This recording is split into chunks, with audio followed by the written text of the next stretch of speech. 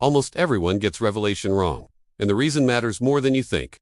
Most people read Revelation as a secret code about the end of the world. They look for modern nations, microchips, barcodes, and future timelines. But here's the problem. That's not how the book was meant to be read. Revelation wasn't written to scare Christians. It wasn't written to confuse believers. And it definitely wasn't written to be understood only by people 2,000 years later. In this video, I'm going to break down what people misunderstand about Revelation, what the book was actually written to do, and why its message is far more hopeful than most people realize. If Revelation has ever confused you, scared you, or felt overwhelming, this video is for you. The first thing people get wrong about Revelation is who it was written to. Revelation wasn't written to modern Christians trying to decode the future. It was written to 7 real churches in the first century. These churches were facing persecution pressure to worship the Roman emperor's suffering, loss, and fear. Revelation opens by naming these churches directly. That alone should tell us something important. If Revelation was only about events thousands of years in the future, it would have meant nothing to the people who first received it. But the book wasn't meaningless to them. It was urgent. The message was simple. Stay faithful. Jesus is still king. Evil will not win. Revelation wasn't written to predict dates. It was written to strengthen courage. Another major misunderstanding is how Revelation communicates. Revelation is written in a style called apocalyptic literature. That means heavy symbolism, vivid imagery, exaggerated pictures, cosmic language.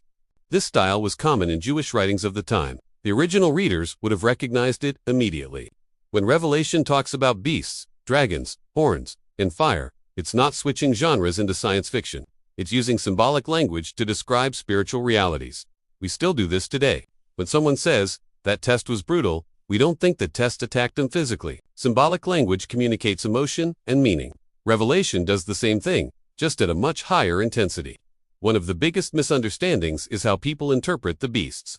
Many people try to match the beasts in Revelation 2. Modern governments, political leaders, future technologies, barcodes, or microchips. But the first century audience didn't have microchips. They didn't have modern nations. So what would the beasts have meant to them? In Revelation, beasts often represent empire power systems that demand loyalty, worship, and obedience that belongs to God alone. For the original readers, this clearly pointed to Rome. Rome demanded emperor worship. Rome persecuted Christians. Rome claimed ultimate authority. The beast wasn't about future technology. It was about any system that puts itself in God's place. And here's the important part. That message still applies today, without needing fear-based speculation. Another thing people get wrong. They think Revelation is about escaping the world. But Revelation doesn't end with believers leaving earth forever. It ends with heaven coming to earth. The final picture of Revelation is not destruction alone, it's restoration. God dwelling with humanity, tears wiped away, justice restored, creation renewed. The goal of Revelation is not, how do we get out? The goal is, God is making all things new.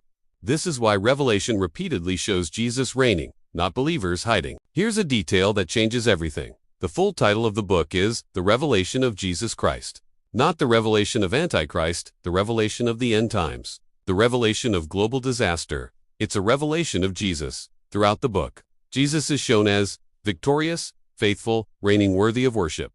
Even the judgment scenes are framed through justice and righteousness, not chaos. Fear-based readings missed the main character. Revelation was meant to inspire loyalty to Jesus when loyalty was costly. People also misunderstand Revelation's numbers. Numbers like 7, 12, 144,000, 1,000. These numbers weren't meant to be calculated like math equations. In Jewish symbolism, 7 equals completeness, 12 equals God's people, 1,000 equals fullness or vastness. 144,000 isn't a literal head count. It's symbolic language pointing to the complete people of God.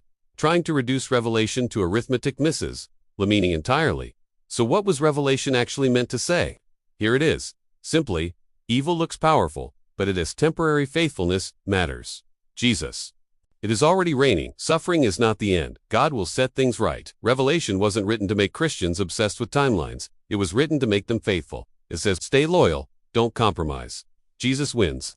If Revelation has ever scared you, confused you, or made you anxious, that likely means you were taught to read it the wrong way. Revelation is not a horror story. It's a hope story. It doesn't end with fear. It ends with renewal. So the next time you hear a revelation used to scare people, remember this. The final message of the Bible is not destruction. It's God with us.